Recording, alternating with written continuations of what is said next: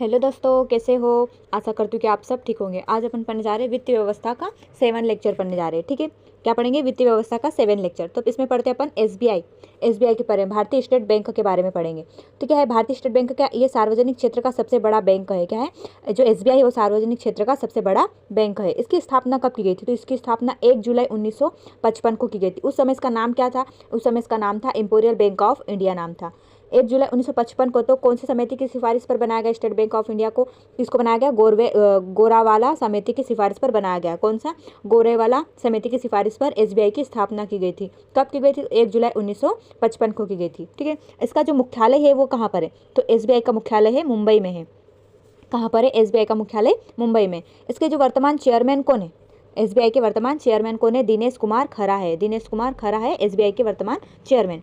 इसकी जो टैगलाइन क्या है? टैगलाइन क्या है? तो इसकी with you all the way. क्या है इसकी tagline? With you all the way. देश का पहला बैंक, ये ऐसा है देश का पहला बैंक है जो जीवन बीमा क्षेत्र में प्रवेश करा है। एसबीआई ऐसा बैंक है देश का पहला बैंक जो जीवन बीमा क्षेत्र में प्रवेश करा है। इसके अंतर्गत 14 सदस्य आते हैं। इसमें कितने? 14 सदस्य आते हैं। तो उसमें एक अध्यक्ष होता है और 4 प्रबंध निर्देशक होते हैं और 9 संचालक होते हैं। ठीक है, और इसकी जो नियुक्ति, इसमें जो नियुक्ति करती है वो किसके द्वारा की जाती है? तो केंद्र सरकार के द्वारा इसमें नियुक्ति की जाती है। तो स्टेट बैंक ऑफ इंडिया समझ में आया आपको। फिर आगे पढ़ते अपन निजी बैंक पढ़ते हैं।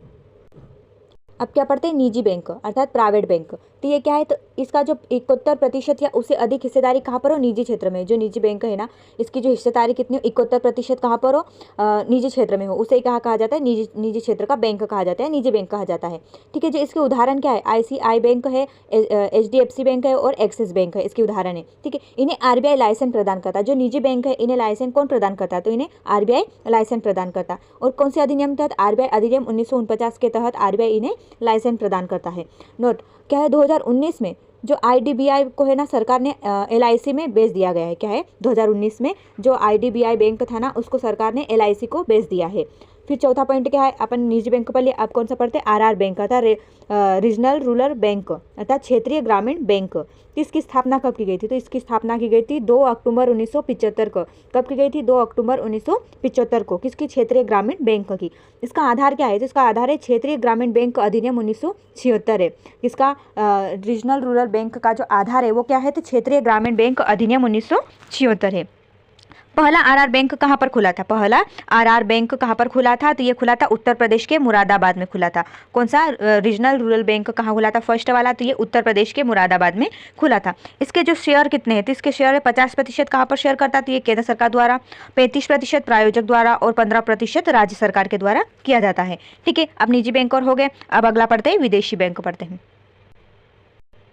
अब क्या है? विदेश बैंक। तो विदेश बैंक वे बैंक है जिनके अधिकांश हिस्से का स्वामित्व विदेश नागरिकों के हाथों में होता है। मतलब जो विदेशी बैंक है इसका जो अधिकांश जो हिस्सा है, अधिकांश जो इसका स्वामित्व है वो कहाँ था? विदेश नागरिकों के हाथों में होता है।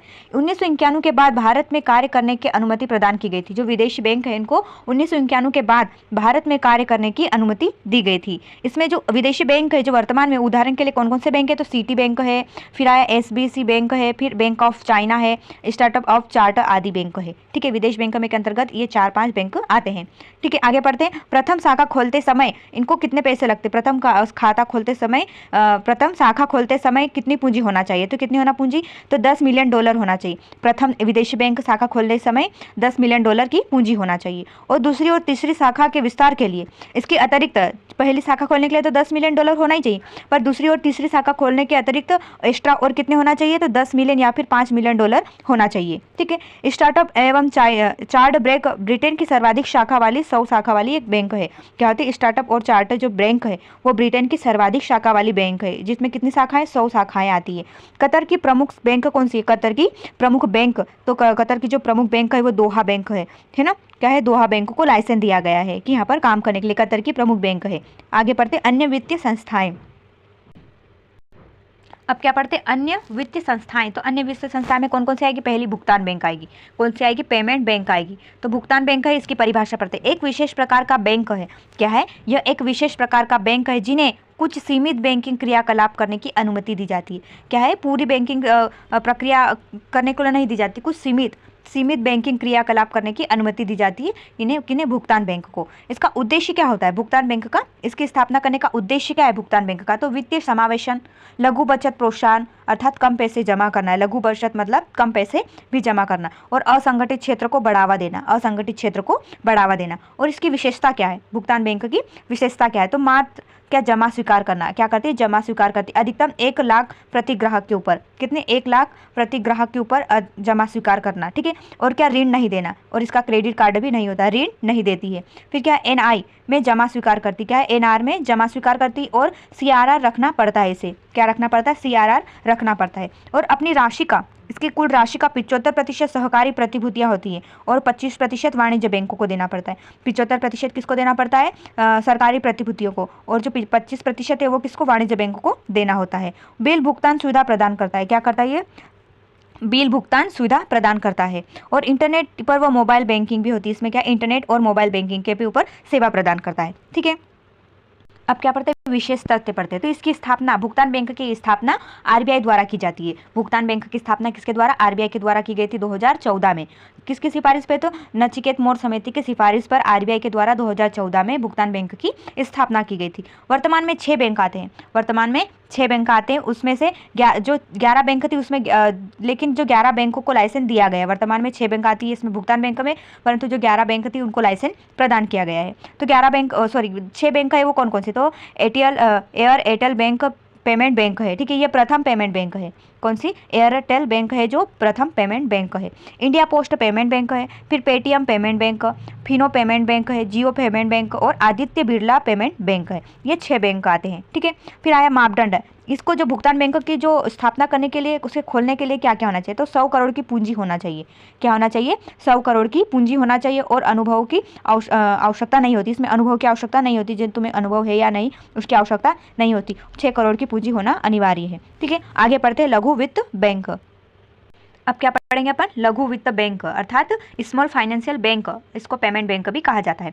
ये भी नचिकेत मोर समिति की सिफारिश पर की गई थी। भुगतान बैंक की भी किसकी समिति की सिफारिश पर की गई थी, तो नचिकेत मोर समिति की सिफारिश पर की गई थी। और जो लघु वित्त बैंक स्मॉल फाइनेंशियल बैंक की स्थापना भी इसी समिति के आधारित सिफारिश पर की गई थी। ये वाणिज्य बैंकों का छोटा और सीमित संस्करण होता है। जो लघु वित्त बैंक है ना, ये वाणिज्य बैंकों का छोटा और सीमित संस्करण होता है। ये जमा स्वीकार करता और ऋण देने का कार्य करता है। क्या, जमा भी स्वीकार करता और ऋण देने का कार्य भी करता है, ठीक है। इसका जो मापदंड है, इसकी स्थापना करने के लिए क्या होना चाहिए, तो न्यूनतम पूंजी होना चाहिए 100 करोड़। न्यूनतम पूंजी कितनी होना चाहिए, 100 करोड़ होना चाहिए। 10 वर्षों का अनुभव होना चाहिए। जो लघु वित्त बैंक है इसको खोलने के लिए क्या होना चाहिए, 10 वर्ष का इसका अनुभव होना चाहिए, 100 करोड़ की पूंजी होना चाहिए।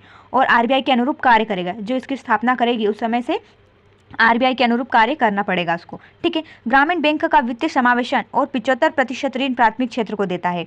और नचिकेत मोर समिति की सिफारिश पर 2015 में 10 कंपनियों को स्मॉल फाइनेंस लाइसेंस दिया गया है। क्या है, नचिकेत मोर समिति की सिफारिश पर तो लघु वित्त बैंक की स्थापना की गई थी, परंतु 10 कंपनियों को और इसका स्मॉल फाइनेंस बैंक का लाइसेंस दिया गया। कब, 2015 में दिया गया। कौन सी समिति, नचिकेत मोर समिति की सिफारिश पर ही 2015 में 10 कंपनियों को स्मॉल फाइनेंशियल बैंक का लाइसेंस दिया गया। जैसे कौन सी हो गई, तो कैपिटल स्मॉल फाइनेंशियल बैंक का ये फर्स्ट में दिया गया था, इसे कब, 24 अप्रैल 2016 को दिया गया था। फिर आया उज्जवनीय स्मॉल फाइनेंशियल बैंक आ गया, फिर एयू स्मॉल फाइनेंशियल बैंक और आया यूनिट स्मॉल फाइनेंशियल बैंक आ गया, ठीक है। 2023 तक भारत में 12 स्मॉल फाइनेंशियल बैंक है। 2023 में भारत में वर्तमान में 12 स्मॉल फाइनेंशियल बैंक आते हैं, ठीक है। आगे पढ़ते हैं। अब कौन सी बैंक है, इंडियन पोस्ट पेमेंट बैंक। कौन सी, इंडियन पोस्ट पेमेंट बैंक। इसकी स्थापना 2018 में की गई थी। इंडियन पोस्ट पेमेंट बैंक की स्थापना 2018 में की गई थी। इसका मुख्यालय कहाँ है, तो इसका मुख्यालय है नई दिल्ली में आता है। इंडियन पोस्ट पेमेंट बैंक का मुख्यालय है नई दिल्ली में। इसका थीम वाक्य क्या है, तो आपका बैंक आपके द्वार। इसका थीम वाक्य क्या है, आपका बैंक आपके द्वार। इसका मंत्रालय कहाँ है, तो इसका मंत्रालय है दूरसंचार विभाग मंत्रालय है। फिर आए दूसरी भारतीय महिला बैंक। अब कौन सी बैंक आई, भारतीय महिला बैंक। तो इसकी स्थापना कब की गई थी, इसकी स्थापना 19 नवंबर 2013 को की गई थी। इसकी स्थापना कब की गई थी, 19 नवंबर 2013 को की गई थी। इसका मुख्यालय भी नई दिल्ली में आता है, ठीक है। इसका उद्देश्य, इसका जो बैंक है इसका उद्देश्य क्या है, इसको किस उद्देश्य से स्थापित किया गया, तो सभी वर्गों की महिलाओं के लिए वित्तीय सुविधाओं को सुगम बनाना, महिला सशक्तिकरण और वित्त समावेशन करना होता है। क्या है, सभी वर्ग की महिलाएं, उनका वित्तीय सुविधा को सुगम बनाना है, सरल बनाना, और महिला सशक्तिकरण और वित्त समावेशन को बढ़ावा देना, ठीक है। आज के लिए बस इतना ही, धन्यवाद।